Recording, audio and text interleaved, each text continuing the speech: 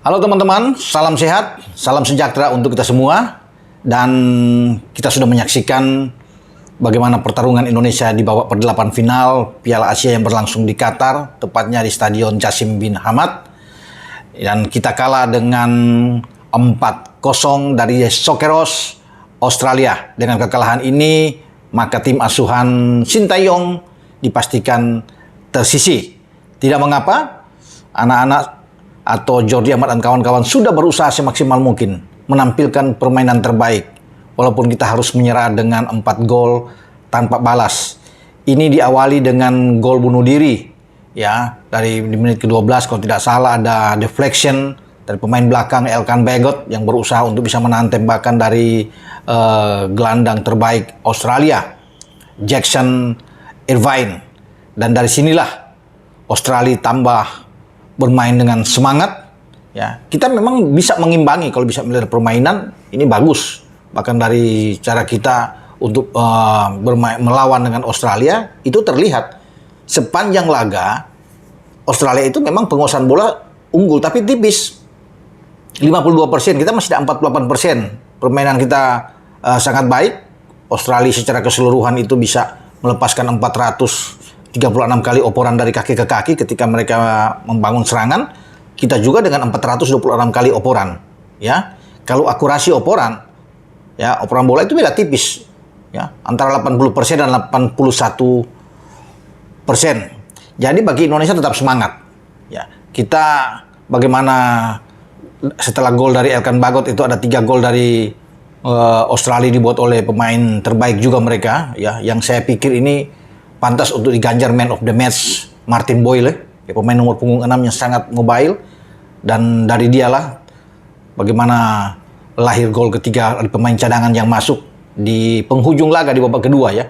Saya pikir pertandingan ini bahkan akan berakhir dengan 2-0 ya. Nampaknya Australia sudah merasa puas ya, tetapi sayang sekali di 2 menit terakhir ya, di masa memasuki masa normal menit 89, Craig Godwin yang masuk ya, melepaskan tembakan ketika ada Hernando Ari menahan sundulan keras dari Martin Boyle dan diselesaikan dengan first time yang bagus bersarang di gawang kita. Dan akhirnya ada sundulan dari pemain belakang. Ya, kita bisa lihat itu Harry Souther yang bisa menaklukkan Hernando Ari. Jadi sayang memang, tapi tidak mengapa. Ya, kita sudah ada di 16 besar, sudah bisa menciptakan sejarah, dan ini adalah pemain-pemain muda, masa depan masih terbentang. Ya, Marcelino dan kawan-kawan sudah berjuang dengan baik. Dan itu kita bisa melihat Australia sendiri sebenarnya tidak begitu mendominasi penuh dalam hal tembakan juga. Mereka cuma 7 kali tembakan, 4 on target, dan 4-4-nya menghasilkan gol. Kita ada 5 tembakan, 1 on target. Satu-satunya on target dibuat oleh Justin Hapner. Tembakan dia di babak pertama, kalau tidak salah di menit ke-24. Dan itulah menjadi tembakan kita.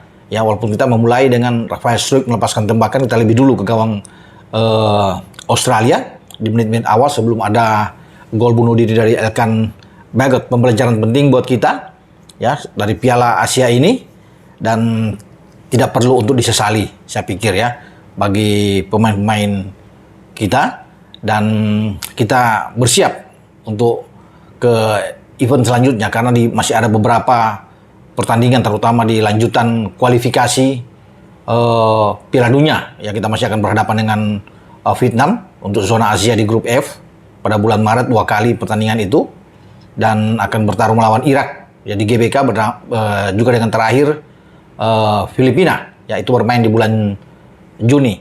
Bahkan tim U23 kita sudah harus bisa bersiap lagi dalam waktu dekat ini kembali ke Qatar pada tanggal 14 atau 15 April ya, akan bertarung sampai di 3 Mei. Jadi kalau diizinkan semua pemain muda kita bermain di Qatar ya, kita salah satu tim yang sangat menakutkan memang. Jika semua bisa datang, Elkan Bagot ada di sana, Ivar Jenner, Rafael Struijk, Justin Hapner. Kita masih punya juga Marcelino Ferdinand, Pratama Arhan, Rizky Ridho, masih ada Witan. Jadi sangat bagus-bagus lah kalau bisa melihat pemain kita. Hernando Ari juga pasti akan dibawa oleh STY. Kita masih punya Ramadan Sananta yang tidak dimainkan. Dan kalau kita kembali melihat ya, cara STY memainkan starting 11, itu Pratama Arhan tidak main loh. Padahal Pratama ikut dalam press conference bersama dengan STY. Saya pikir dia akan main pertama, Sain yang akan main kedua. Tapi Sain dari pertama sudah masuk di starting line up ketika STY memainkan 3-4-3 ya. Dan di belakang itu Sandi yang bermain, Elkan Bagot bermain juga bersama dengan Jordi. Kemudian ada Sandi di kiri, Asnawi di kanan, Yasin Habdar didorong ke tengah bersama dengan Iva Janner.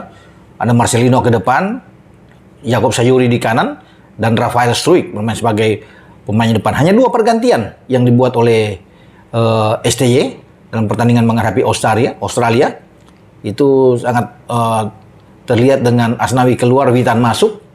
Ya, kemudian Rido masuk dengan Jakob Sayuri yang keluar. Padahal masih banyak pemain-pemain di bangku cadangan, tapi semua adalah keputusan SCY dengan hanya 2 pergantian pemain. Australia sendiri melakukan pergantian ada sampai 5 kali. Dan satu pemain yang saya bilang di awal tadi, Greg Godwin, bisa membuat gol ketiga Australia ke gawang kita. Dan tim ini tetap pasti akan dipertahankan oleh STY, walaupun tidak semua memang akan dipertahankan, ya paling 90% yang dia akan lihat untuk menatap laga-laga selanjutnya di lanjutan kualifikasi atau pra Piala Dunia zona Asia.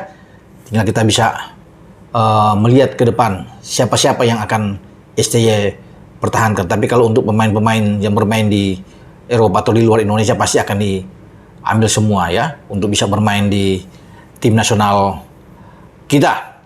Oke, sampai di sini saya berbicara ketika Australia bisa mengalahkan kita dan Australia lolos ke babak perempat final, menunggu pertandingan antara Arab Saudi dan Korea Selatan. Dan ini saya pikir akan seru, siapapun yang akan lolos, entah Arab atau Korea, untuk bertemu dengan Australia di babak selanjutnya.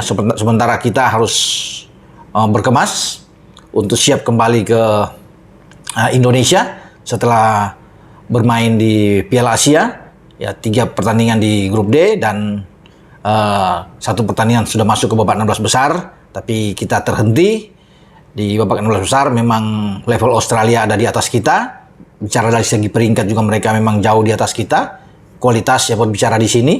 Bagaimana mereka bisa mengalahkan Indonesia, walaupun saya bilang tadi Indonesia sudah tampil sebaik mungkin, ya sudah berusaha, sudah berjuang dengan keras, dan kita masih pemain-pemain kita berani untuk bermain dengan Australia untuk umpan 1-2 ya, dari kaki ke kaki juga kita jalan dengan baik. Dan itu yang saya lihat tadi, yang saya bilang tadi di awal, statistik kita itu cukup berimbang dengan Australia. Dari segi permainan oke, dari segi hasil yang saya pikir tidak oke karena kita kalah dengan 4 gol.